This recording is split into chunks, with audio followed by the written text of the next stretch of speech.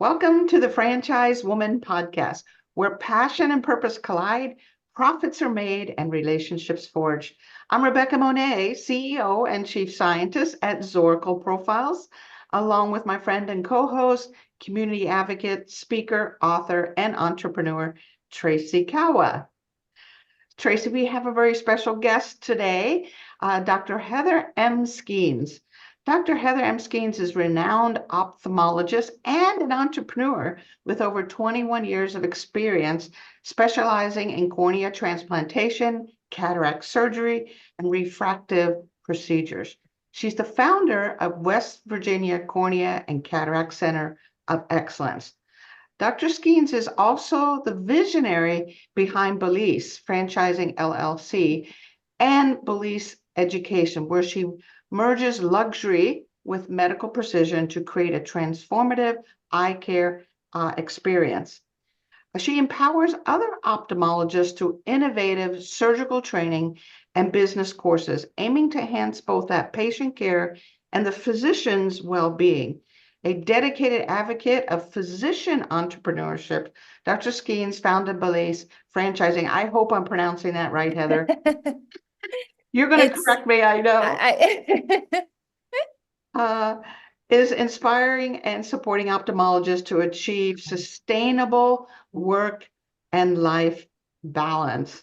So welcome to the show. Thank you so much. Thank you for having me. And it's Bellasee. Bellasee. Bellasee. That's okay. Fun place. That's fine. Beautiful vision. Bellasee. Is that wow, Bellasee? Yes.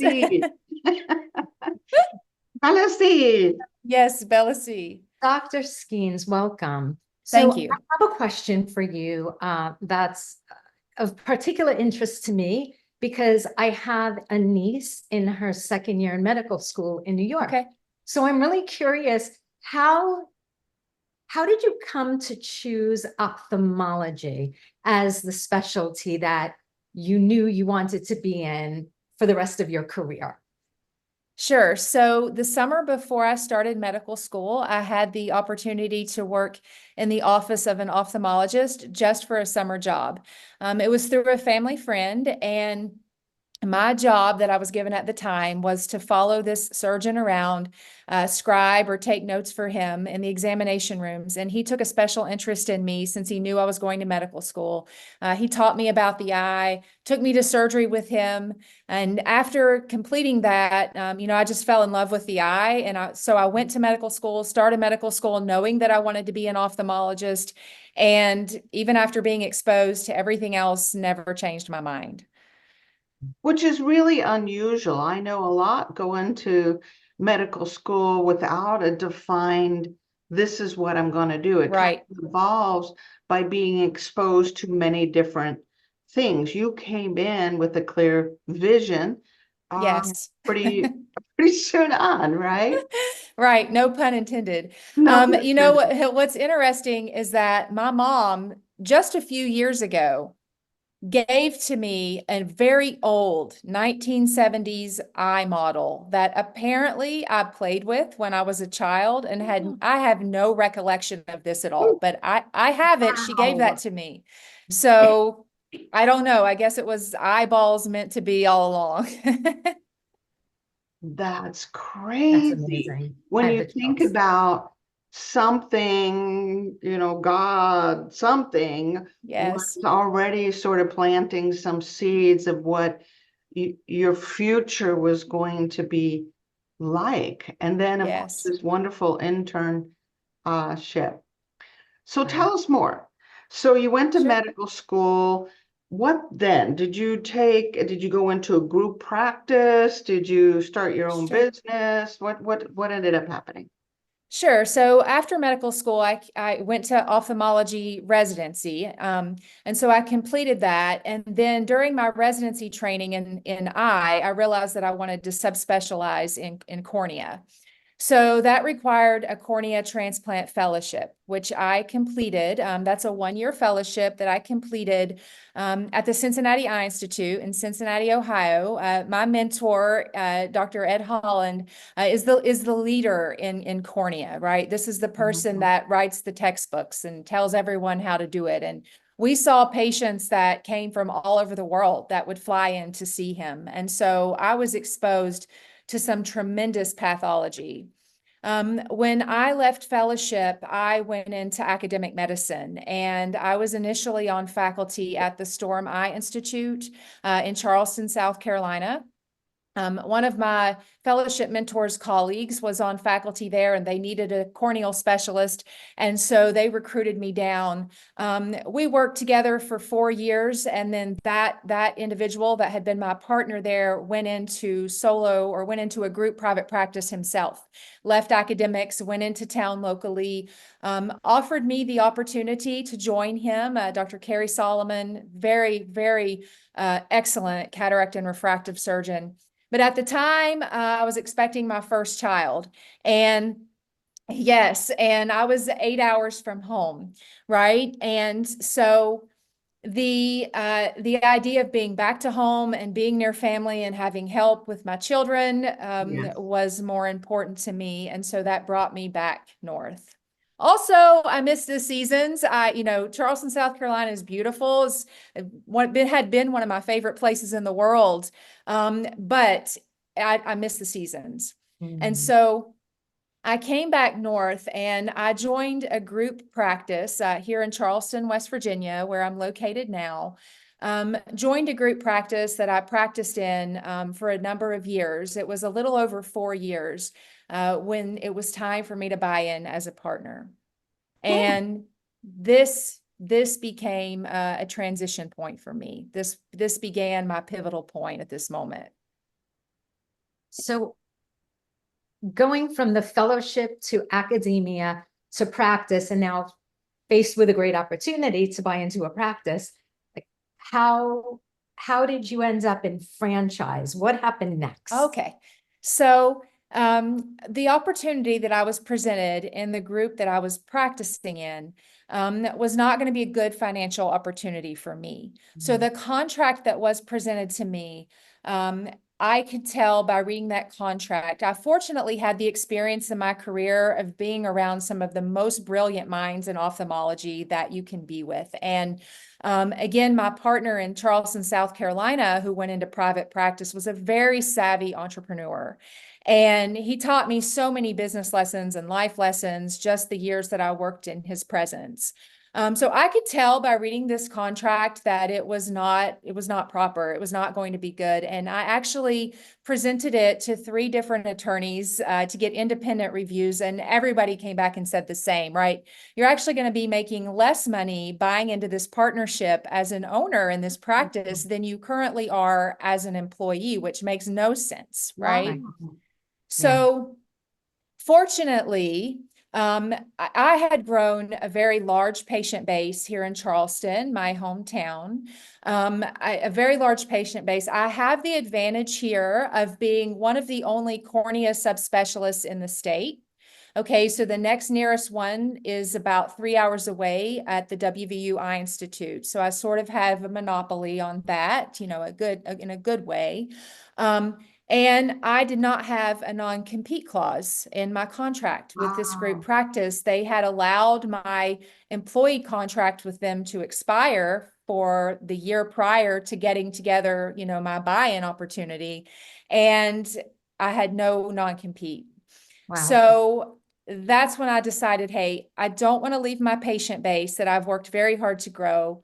I don't want to leave my family. My parents and my sister are here. They help me with my children tremendously. I don't want to move again.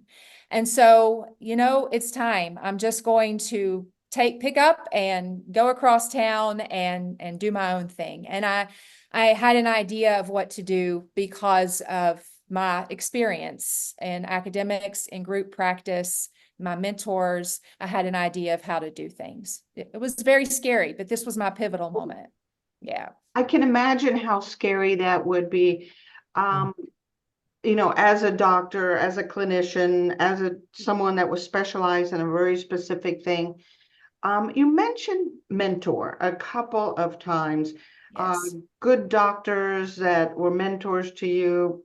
But let's talk about, this is different, right? Yes. Going into your own business and then going into being a franchise system now, what mentors have you had to teach you how to run a business and Sure. to create a franchise? I mean, that's a big deal.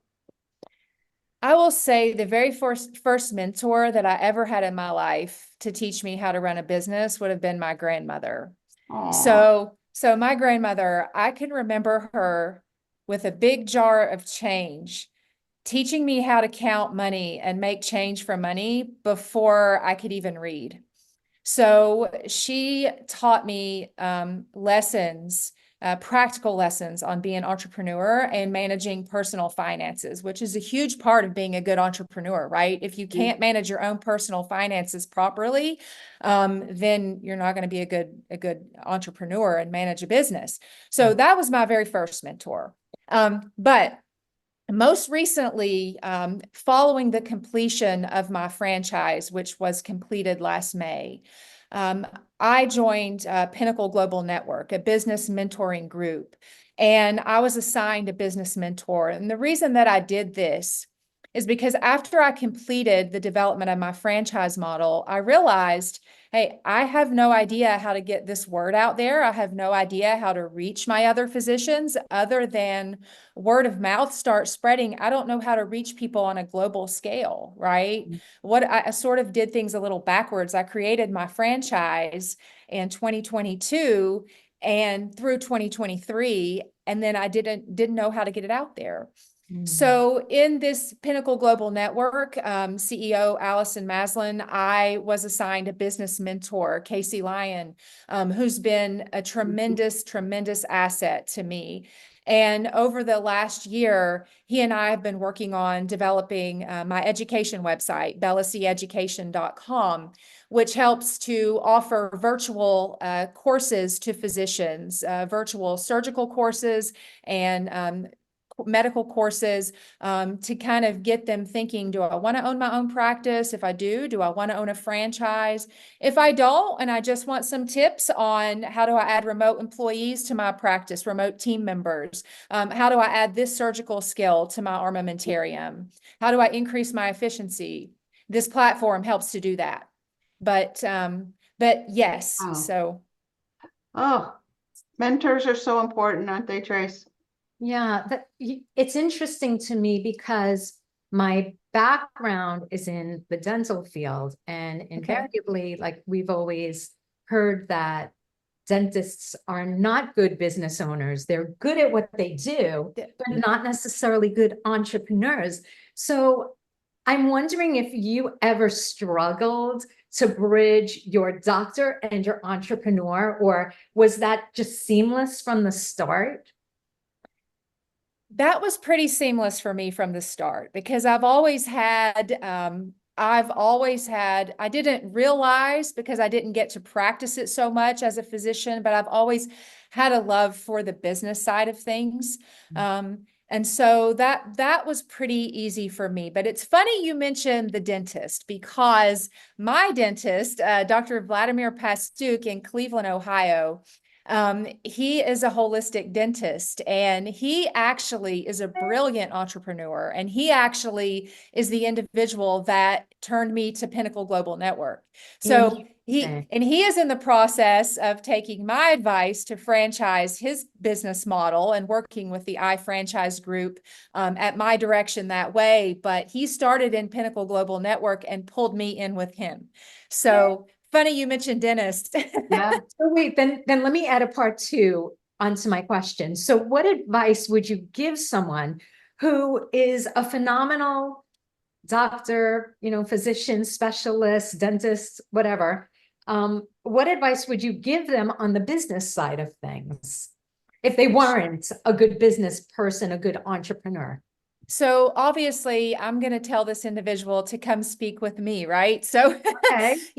so I would tell them that, I did not start you as an entrepreneur, you have an idea, right? You have many ideas, but you never start knowing how your path is going to be. You just have to take a step and it's going to unfold. So I did it. I still feel like I know nothing compared to the Wow. majority of entrepreneurs, right?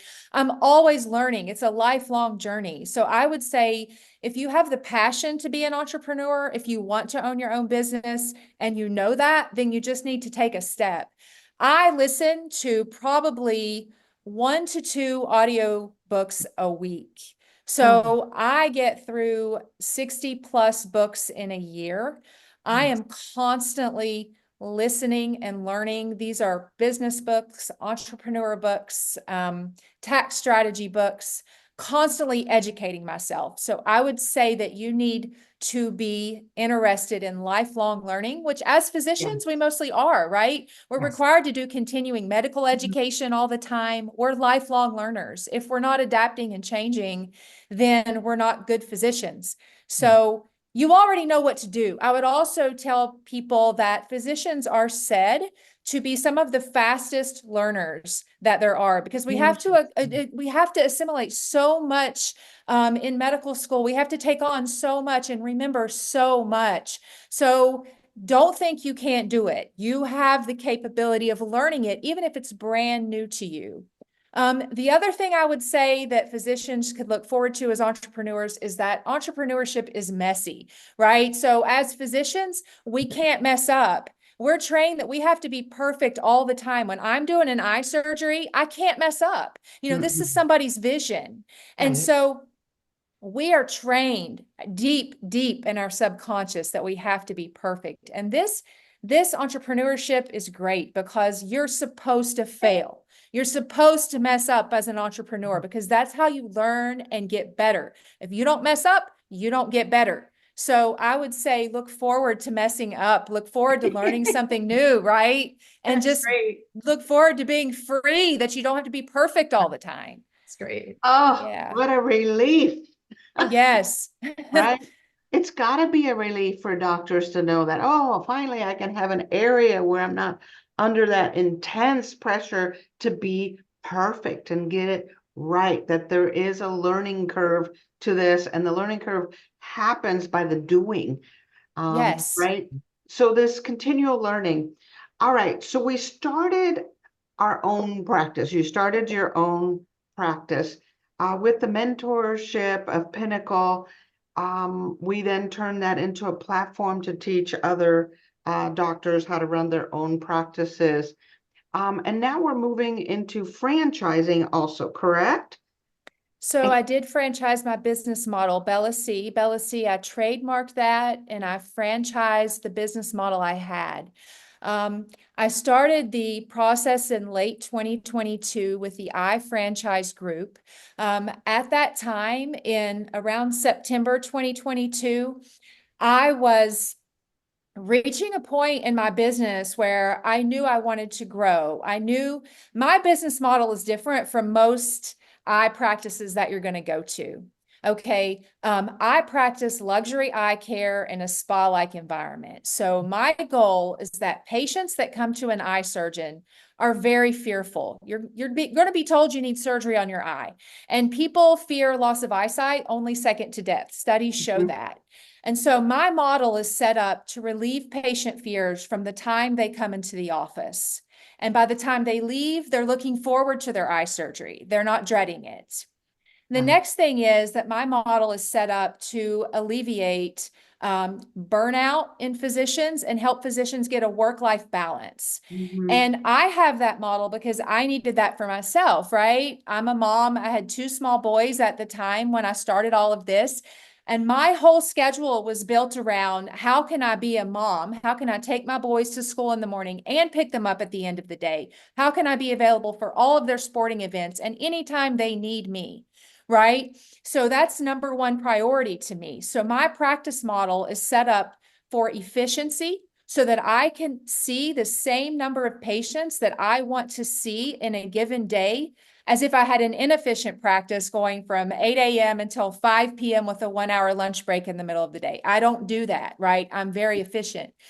it occurred to me that my model could help a number of physicians do the same thing and could also help patients alleviate fears surrounding eye surgery and look forward to eye surgery. So I began to brainstorm, how can I get this out to the largest number of people in the quickest fashion? And began reading books, and I began just writing notes. And I listened to a motivational speaker. And one of the things to do was to just quickly make notes of everything that comes into your head of how you could most quickly expand your business.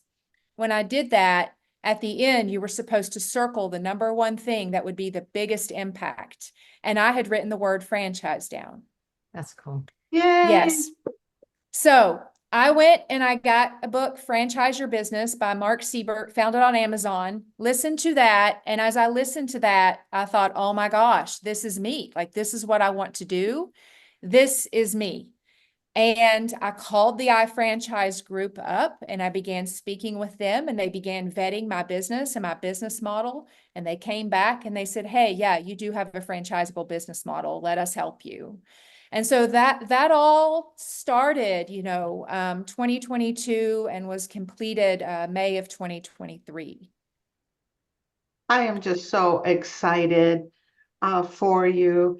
And you've definitely gone the right direction with Mark Siebert and iFranchise Group. There's a common theme here in your life that I am seeing, and that is, as you pointed out, this continuous learner. Yes. And surrounding yourself with the best of the best to get the mentoring that you need. And Right. the thing that I find really beautiful is how you credit them, right? A lot Yes. of people, oh, yeah, I just tried it and it worked and blah, blah. No, you're giving along the way the accolades and the appreciation and the respect that they have earned, Yes. so you can get where you are. And now what I am seeing is you're taking all this wisdom that was fed into you and you embrace, and you're imparting it on other physicians who want to be entrepreneurs also, right? So I That's think right. it's a beautiful story. Thank you. The story to me, honestly, is a story of how you took the passion for the eye and turned it into a purpose, right? Yes. A bigger purpose, and doing that through a system. I love your story. Just sorry, there's no question in there other than I just love this. Thank you. Love Thank you it. very much. I have a burning question. Yes. So I've always wanted to ask an ophthalmologist this. They say that the eyes are the window to the soul. Yes. Can you tell me about that? What are your thoughts on that? So the only thing that I can say on that is that this is what I remember as being one of my biggest aha moments and biggest fascinations with the eye, is that we can look inside the eye with a little magnifying lens, and inside your eye, right, we're seeing an extension of your brain. The eye is an extension of the brain. So we see the optic nerve, which sends the vision messages to the brain. We see the retina, which is gathering the vision messages and sending them to the brain. We see the blood vessels inside the eye, and there are pathologies that we can diagnose inside the eye that are systemic. So we can often, as ophthalmologists, it's like we have a little secret space where we can identify what's going on in the rest of your body that nobody else can see, right? Looking inside the eye. So one of the things that separates me from my colleagues as well is that I also have a degree in functional medicine. So I'm a medical doctor, but I'm also a certified functional medicine practitioner. And what functional medicine does is that it looks at the root cause of problems, okay? It's not just typical, you have this symptom, we prescribe this medication. It looks at why. And so when I treat my patients for their eye disease, I look at why do they have this, right? Why? And so as an example, I diagnosed recently, just this past week, I was able to diagnose lymphoma, okay, a type of cancer in a patient by looking in the eye and getting a pathology biopsy and needing to refer that patient to an oncologist. So the eyes do allow us as ophthalmologists to make many diagnoses for something going on somewhere in the rest of the body. The eyes aren't separate from the rest of the body. This is why we have to take a whole body approach.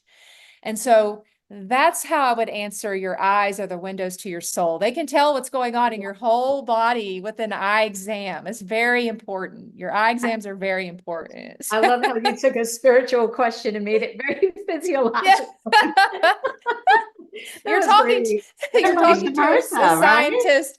Yeah, physicians are scientists. So Yeah, yeah. Love And it. that patient's very lucky to have yes, you caught that early. yes, Truly, yes, yes, truly. Life yes, saving. yes. Wow. Right. Indeed. Yeah. Indeed. So funny story on that. My boys are always, not now that they're teenagers, but when they were younger, they would always say, "You're a doctor? You mean you're a doctor? I thought you were just an eye doctor." So Yeah. I say, "No, I have to go through a lot of training as a doctor in general, right? Before I can become an eye surgeon, right?"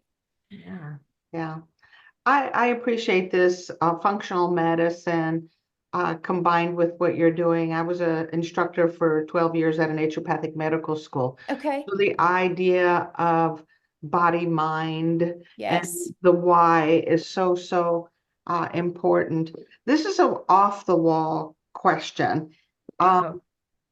How does this or does it include the idea of iridology? Because I know through looking at the eye, we can see some of the liver issues and kidney issues and some of these others. How does that relate or does it at all?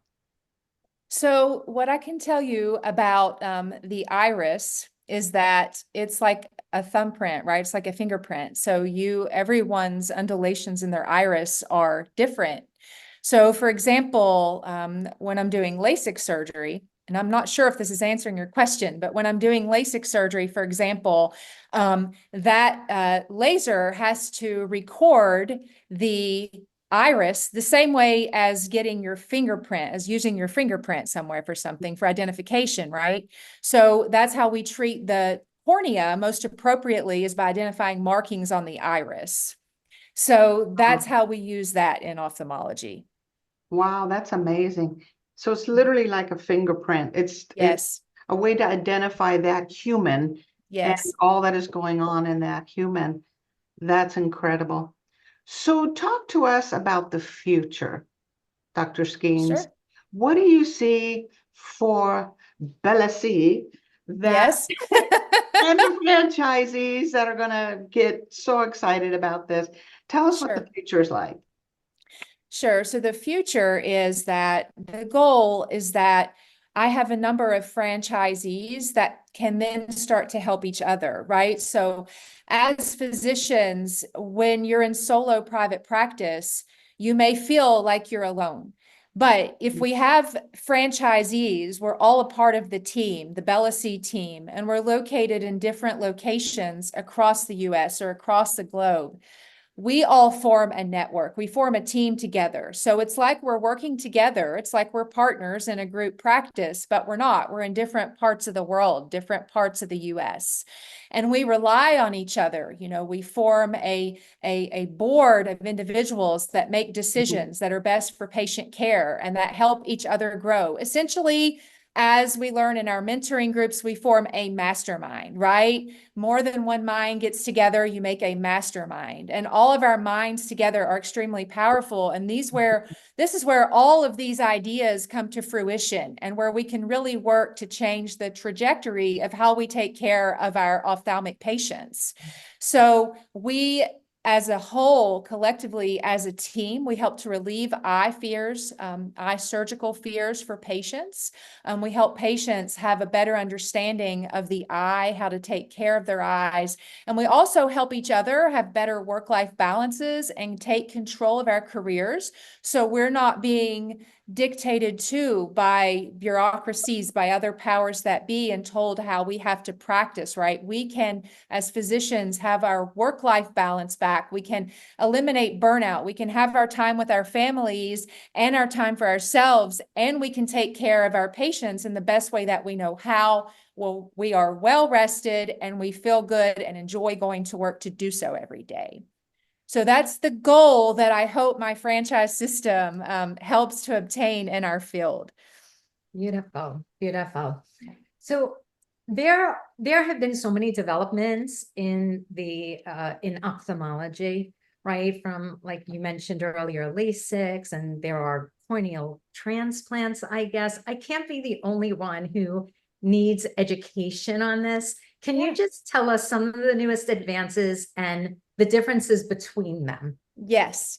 So the latest in cornea transplant technique. So I describe the cornea to my patients as being like the windshield of the car, right? And the engine, which is the inside of the eye, the retina is the car's engine, right? So when people have a cornea problem, so maybe they inherited a certain disease of their cornea, or they have a trauma or an injury or an infection, the cornea needs to remain transparent. It's like a sponge. It's made of collagen. If it gets wet, it will swell, right? It will scar very easily. The cornea is only 10 to 12 millimeters in size, so it needs to remain transparent for us to see well. In cornea transplant, when patients have a problem with the cornea, there are several different layers to the cornea.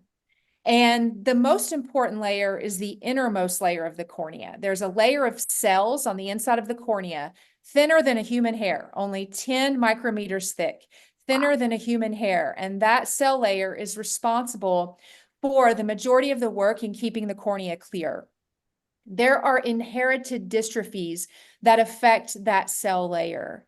And so today in cornea transplant, we actually know how to remove just that cell layer, 10 micrometers thick, and replace it with just 10 micrometers, the cell layer from the human donor, from another human being. And so that's the thinnest transplant that we do. And actually, I'm glad you mentioned this, because I have a course on my education website to train surgeons in learning to do this technique. It's called the 7-minute DMEK procedure. This procedure is called a DMEK, D-M-E-K, Descemet's membrane endothelial keratoplasty. Essentially, I tell my patients it's like replacing the windshield wipers on your car. These cells have the job to pump water out of your cornea and keep it clear the same way the windshield wipers do on your car. And so when they stop working for a variety of different reasons, we don't need to replace your whole windshield just because your wipers don't work, right? We can just replace the wipers. And there are patients a week after surgery that heal so quickly, they can be back to their 20/20 vision if the rest of their eye is healthy. So in cornea transplant, that's the latest in cornea transplant that we are currently performing to date. Just Amazing. amazing. I mean, it is amazing the advances that are being made and how many people will benefit just from this particular surgery. So people want to know more about you. They want to know more about Bellasee. How do they get hold of you? Sure. So my main website is simple. It's www.bellasee.com, Bellasee. My education website is BellaseeEducation.com. And my franchise website is BellaseeFranchise.com. And so, and those websites do link to each other if you get to one. So they also can email me at info@bellasee.com, so I can receive emails there. Beautiful. Dr. Skeens, I'm so glad you joined us. I learned a ton, and your passion and your enthusiasm and your love for your patients and this whole idea of work-life balance and removing the fear as much as we can. It doesn't sound revolutionary, but it's revolutionary because I know doctors can work 24/7 and are under intense pressure. Right. You will definitely create an environment for them that not only will their patients be well taken care of, but they're going to be taking care of themselves at the same time. So I'm excited to see where your future is going. So thank you. Thank you for joining us today and for sharing your passion with us today. Thank you so much for having me. I've really enjoyed it very much. Thank you. Thank you for allowing me to share. So, and Tracy, this was probably super exciting for you because you built a dental Yes. practice. Oh, Like, okay, exciting. teeth, eyes, you know. It just always amazes me to see someone who really loves what they do, Yeah. right? Some people go into a field or they choose a particular specialty because it just seemed like the best option. But to actually choose something because you're so passionate about it. Um, did you mention, Dr. Skeens, what you had told us on the pre-taping about your mom, what she found? I think so. Yeah, about the eye. Yes, Yeah. yes. We talked Yeah, about that at the beginning. Yes. that I, that to me shows that lifelong passion that you yeah. had that sometimes gets submerged. Mhm. And I'm going to tell you something else that we didn't mention, that I mentioned in the pre-taping, was that in reviewing my notes just in 2022 and reviewing my notes from 2016, late 2016, early 2017, when I formed my practice and I had made notes about the direction I wanted to go with my practice, I had written down the words, "I will form a franchise." And I had no recollection of that at the time that I decided to do it. I did not recall thinking that, but that's how powerful our minds are and how important it is to journal every day and to write your goals down every day. That's one of the things I've learned from my mentors is the importance of writing your goals down every day, just for 5 minutes, looking at them when you get up and looking at them when you go to bed at night. If I could say anything to anybody wanting to become an entrepreneur, it's just write your goals down morning and night. Just write it down and see what happens. I love that. And it's that passion and that enthusiasm that I really appreciate, combined with the knowledge that you've acquired to be a top doctor in your field. And then further to want to share that with Yes. others. So thank you so much. I really did, just like Rebecca, I learned so much today. And I did this is Good. an exciting interview. Thank you. Yeah. Thank you so much. You guys have been great. Thank you so much. So, and those listeners that are listening in today, make sure to comment, like, share Dr. Heather Skeens' interview, and hopefully you were taking notes about writing things down.